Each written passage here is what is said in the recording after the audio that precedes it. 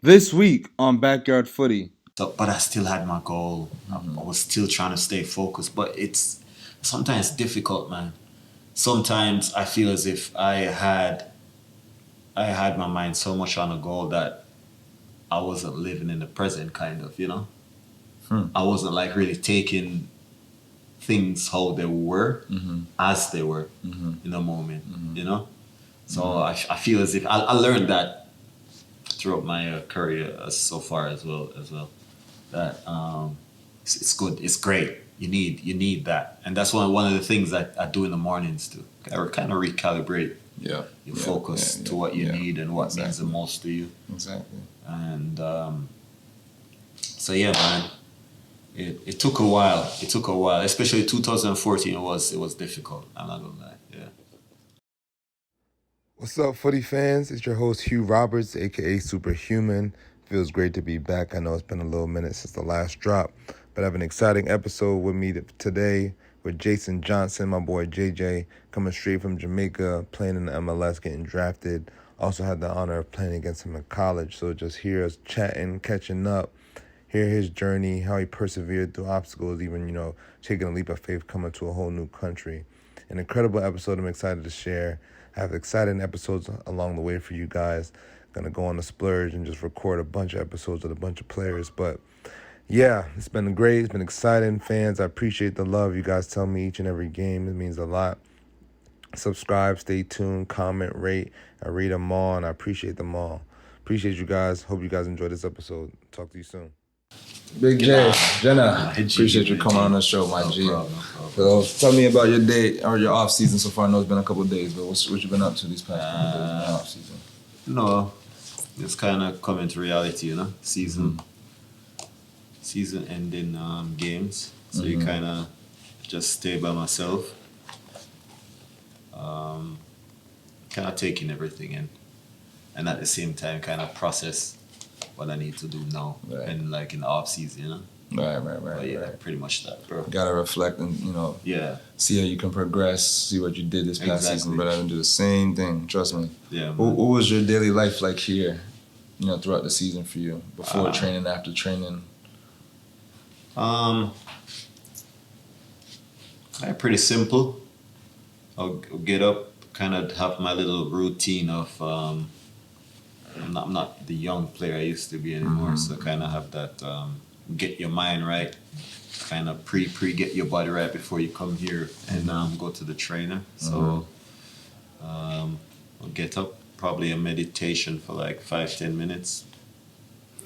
Definitely have to be grateful, you know. So make sure you take care of that first thing in the morning. Then head over here to training, where I'll meet up with you guys and get ready for the day.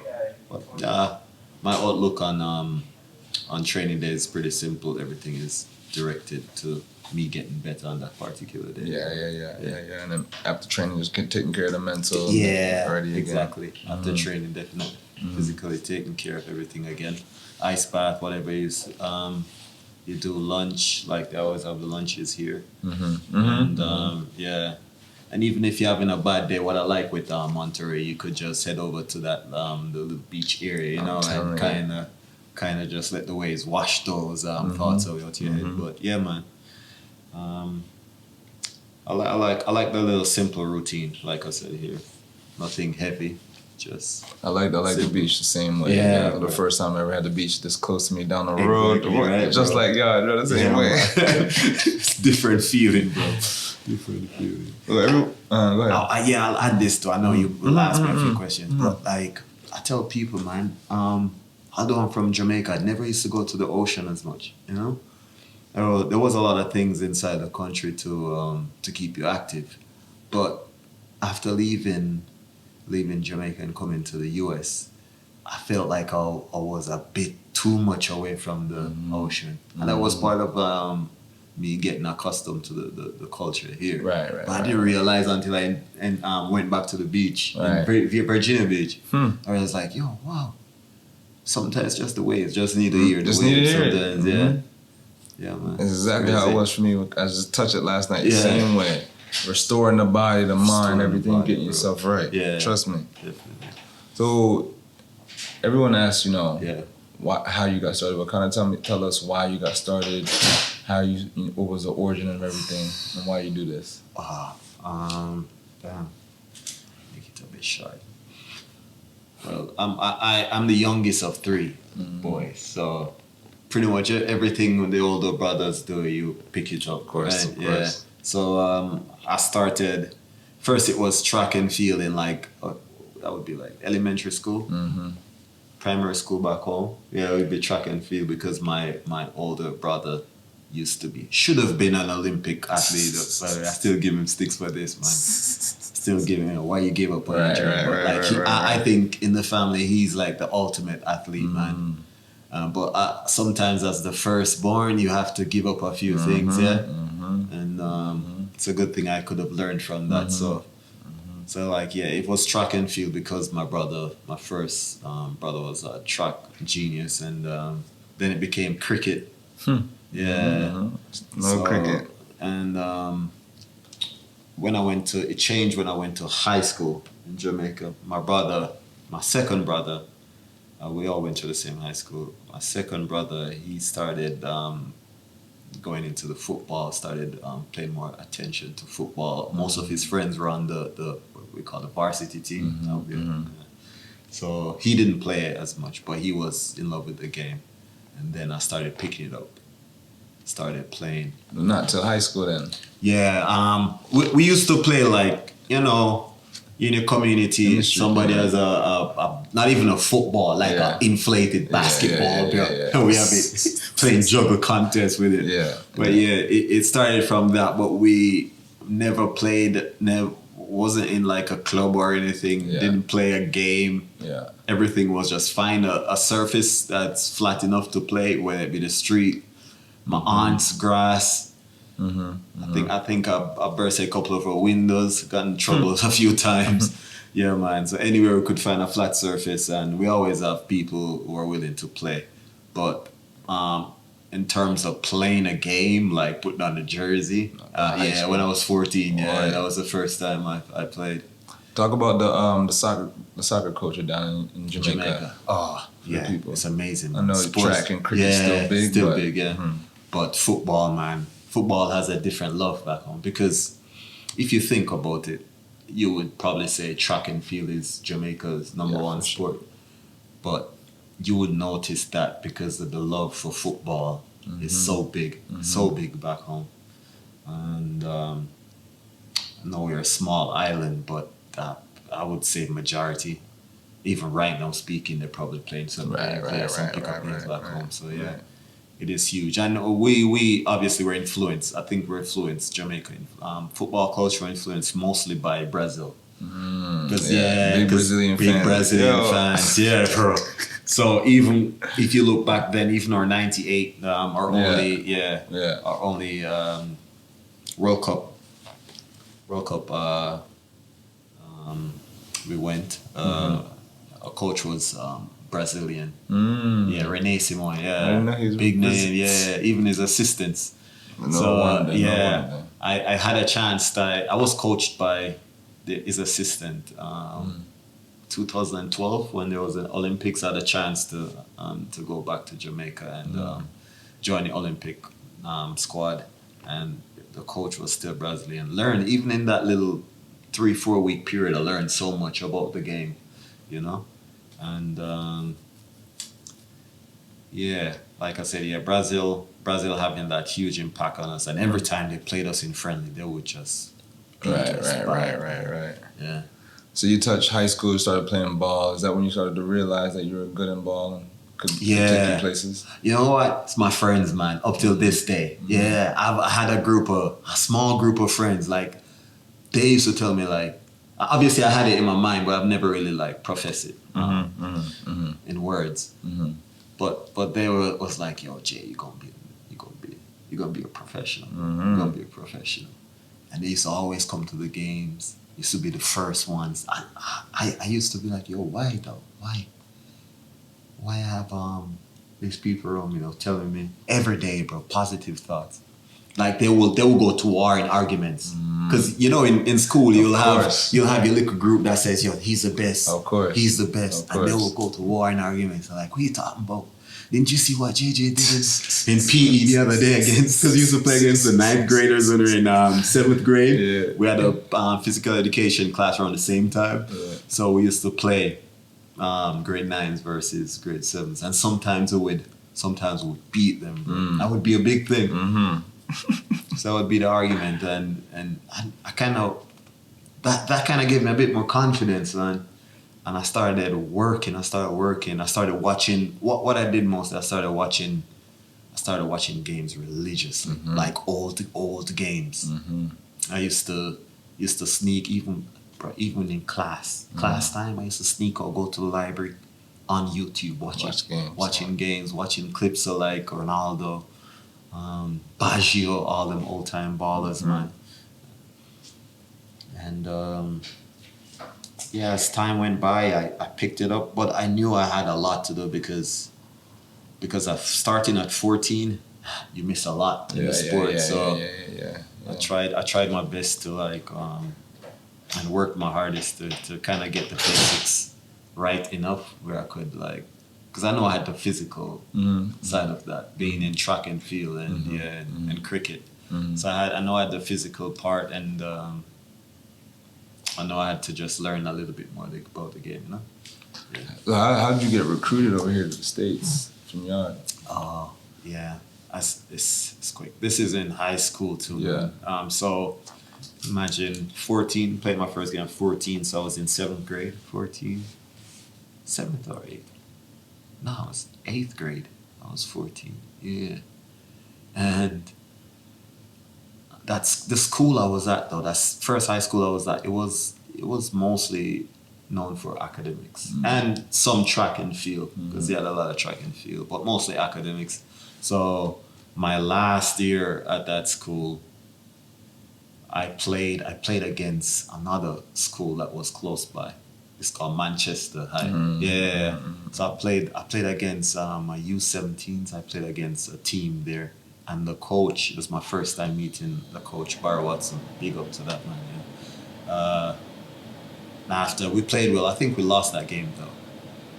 But according to him, I think I had a good shot. So he came to me after and he was like, yeah, what are you doing? What are you doing next season?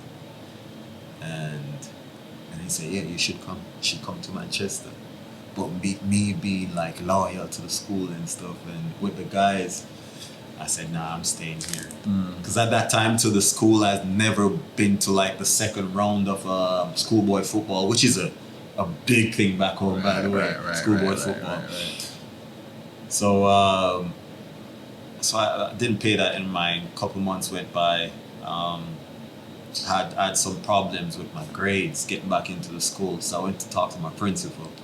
And he was like, nah, can't help you. No, won't help you. So after that meeting with the principal, bro, this is when reality struck, bro. Yeah. After I went to the principal, had the meeting with him, he said, no. Talk to even my pops. And this was me, I was 17, 18. Had a meeting with my pops, and it's like, yo, listen, man. Yo, this is the last year, you know. Get your shit together. So I called the same coach that I played against, Barry Watson, because at that point I was about to just leave school and join the league back home. That's what I had. I was like, okay, yo, I'm just gonna join the league back home. Yeah. But I called the coach. Yo, the next day, he didn't give me any hard time, because I said no the first time. He didn't give me any hard time. Say, yo, next day he came over, and I remember this day until today, man. In that moment, I realized I wasn't the only one in the same situation. You know, and the next two guys were like, up till this day, my best friends, man. They're in the same position, because you hit that age group, especially back home, you kind of thinking, what's next? Right. What's next? What are you gonna do next? What are you doing next? So it's a lot for a lot of kids, man, back home. So I got the opportunity. And while I was talking to that coach, I remember I was at my Knox College. That's the first high school I went to. I was talking to the coach, and a few of my friends on And the team walked past and saw us. And they started saying, yo, traitor. Traitor. I'm like, yo, bro, guys, if you understand the situation right now, I mean, bro. And I ended up got a couple of my best friends to come on the next team going to Manchester. And after that, we went, that's first year we went there. That would be my last year in high school, to be honest. We went to the finals. Team has never done that before. Yeah, so it was a huge thing. Yeah, it's a huge thing. And during the process of that, you will normally have coaches who come down and scout for colleges. So yeah, I was like Deshaun Brown, you guys know. I was playing against Deshaun. Yeah.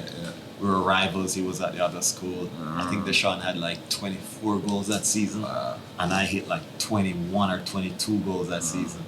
So at the end of that season, we played him in the finals. We lost in the finals to them.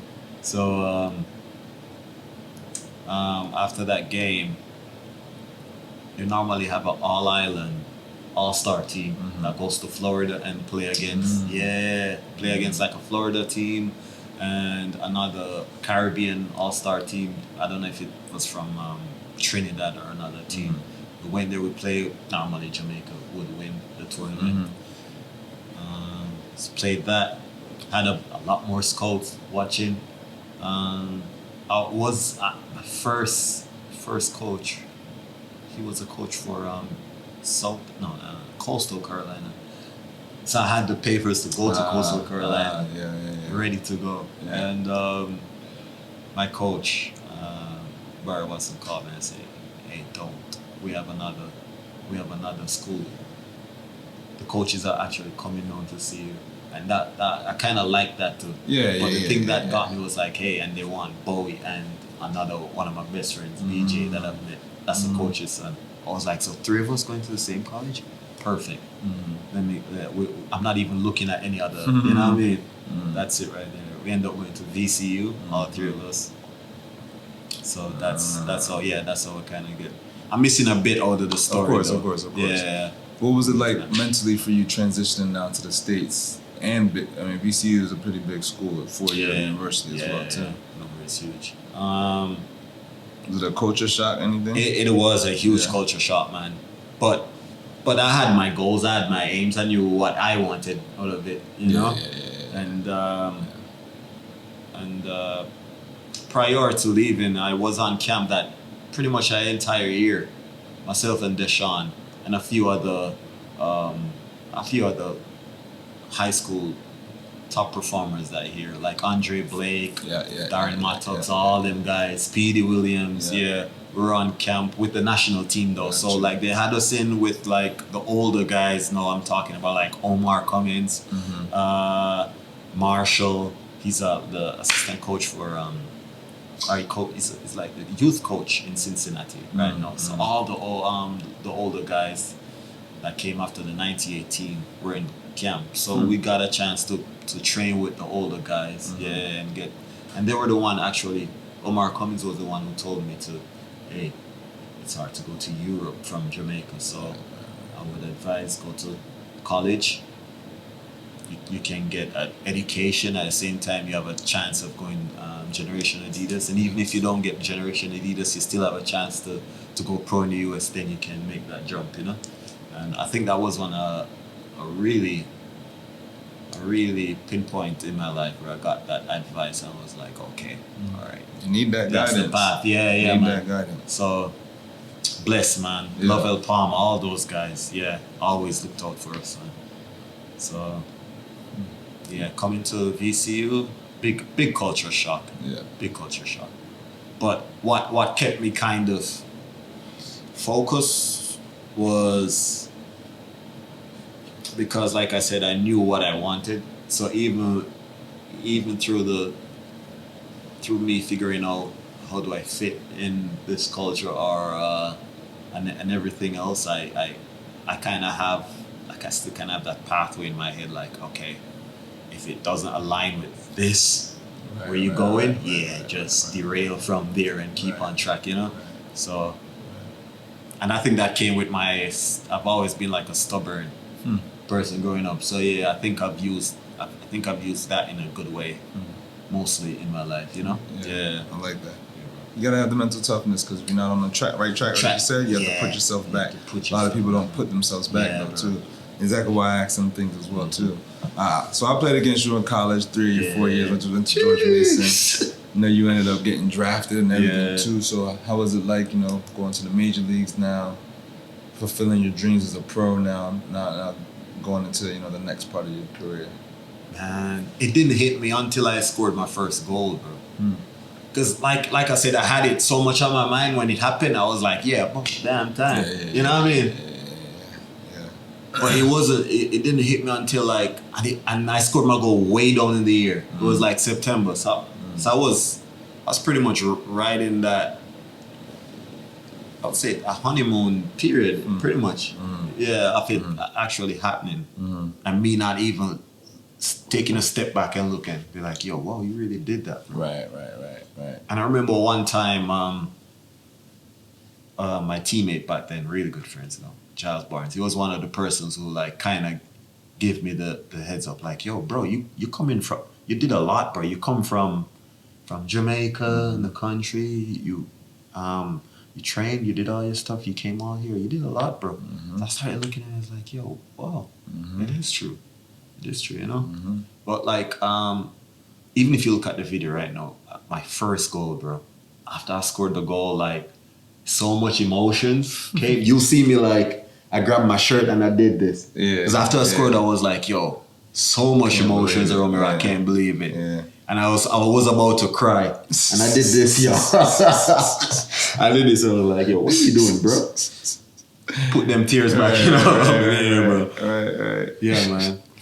So throughout your career, you fluctuate a little bit with the MLS, USL going up and down. What was it like for you mentally, you know, going down to USL, but then getting called back up to the MLS and then going back down to the USL, you know, going back and forth between both? Yeah, man.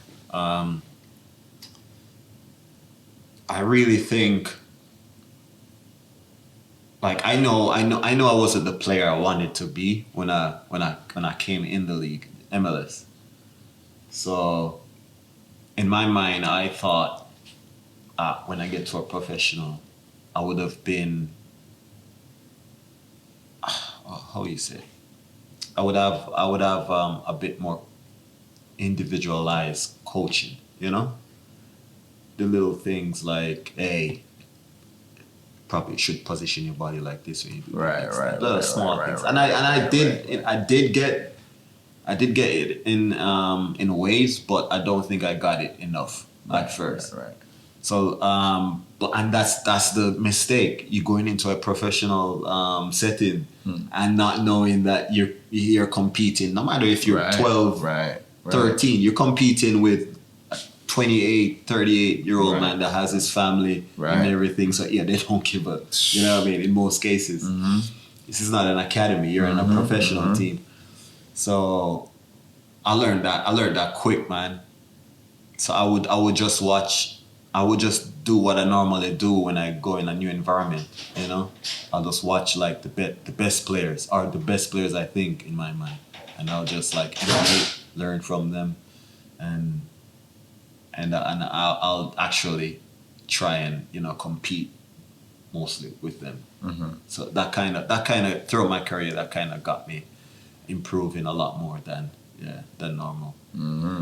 But yeah, man, I wish even because in 2014, because 2013 I was mostly with the first team. Right. 2014 now, they wanted me to have a bit more games, you know.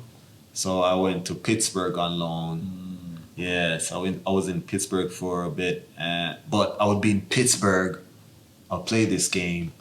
They need an extra person to fly to another game like the next day. You know, the professional setting is here, and I would have to leave, fly after the game, fly back, and pick up where I left off. So it's a lot of start, stop. But mentally, you had your goal, so you're like, okay, whatever I gotta do, I'm seeing my goal. I gotta keep going, keep pushing, man. So, but I still had my goal. I was still trying to stay focused, but it's sometimes difficult, man. sometimes I feel as if I had my mind so much on a goal that I wasn't living in the present, kind of, you know. I wasn't like really taking things how they were, as they were in the moment, you know. So I feel as if I learned that throughout my career so far as well that it's good, it's great. You need that, and that's one of the things that I do in the mornings too. I kind of recalibrate your focus to what you need and what means the most to you. Exactly. And so yeah, man, it took a while. It took a while, especially 2014. It was difficult. I'm not gonna lie. Yeah. So transitioning to this year, coming this year, Yeah. you come halfway, not halfway, but almost halfway through Yeah. the season. What was this year like for you? How was it, mentally coming to a season with the team that we were struggling at that point, but you also joined late too, Yeah, like I told you before. I was watching the team. I was watching the games. I went to the Phoenix game, the first game. Yeah, and I saw like certain parts of the team that I know I could have helped with, you know, and I contacted Frank because I knew him. I knew him from the past. Obviously, he coached me in Chicago, and the first year in Phoenix, and I knew of most players' profile on the team. Yourself, Kai, played against Kai a lot. I knew a little bit of Simon. I've never met Simon in person, but obviously he played for the national team, so I knew of him. I knew how he played, the style for the most part, how he played. So yeah, for a good part of the team, I kind of knew like what the players or what you guys could do, but weren't doing at the time, you know. And as a professional, sometimes you have to know where you can add your value to the team, you know. Right. So I knew I had what it could take to have the team going to the playoffs. Unfortunately, I came here. I think I started out well, and then the injury, obviously, kind of had a setback, and it was frustrating, man. Obviously, I didn't show it as much. Most of the guys gonna see, but it was frustrating, man. Especially game days, man. Yeah. It's frustrating. I'm animated in the stands, but Right.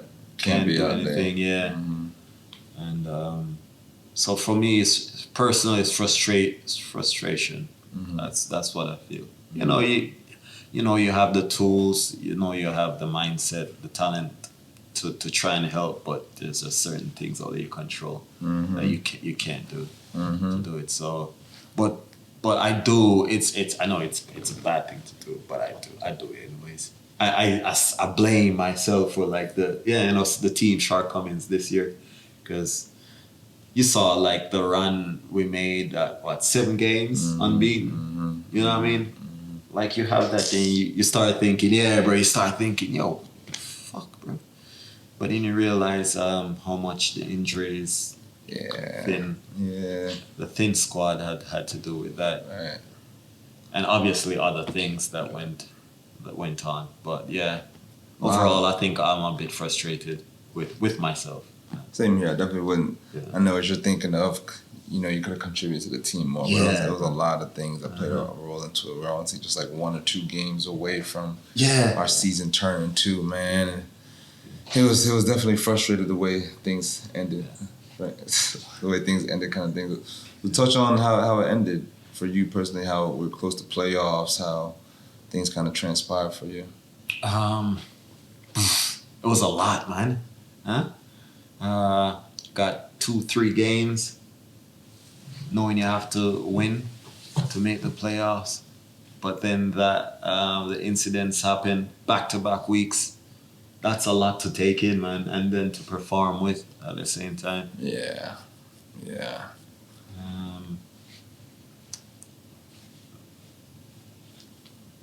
Yeah, man, it's tough, bro. I think it's hard, not just for us as well. Well, it's definitely difficult for us, but I think it's hard for the teammates in the locker room as well, you know? I mean, a lot of teammates don't understand the emotions. They'll see it and they can be sympathetic to it, but they just don't understand, you know?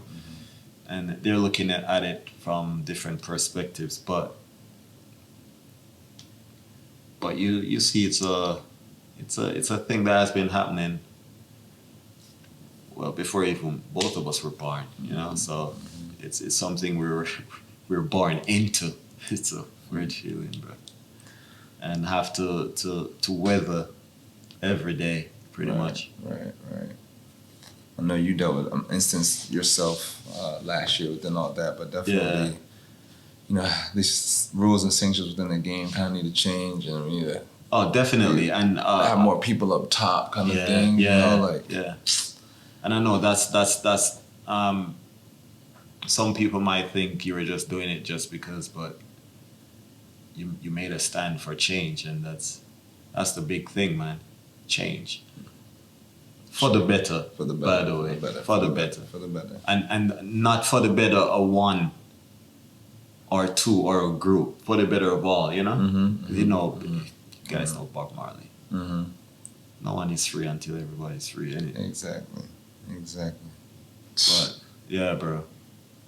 Jenna, appreciate you, my bro. Top class, man. Top show, top man. Yeah. Definitely follow my guy. Yeah. Tune in. Expect some big things coming to next year as well, my bro. I know you're coming in frustrated with this year, like you said, but I know you're going to use that to get you coming through next year again proper. Definitely. We need that, my G. Thanks, man. Yo, give thanks and praise for the show. Yes, my guy. Appreciate you. All right.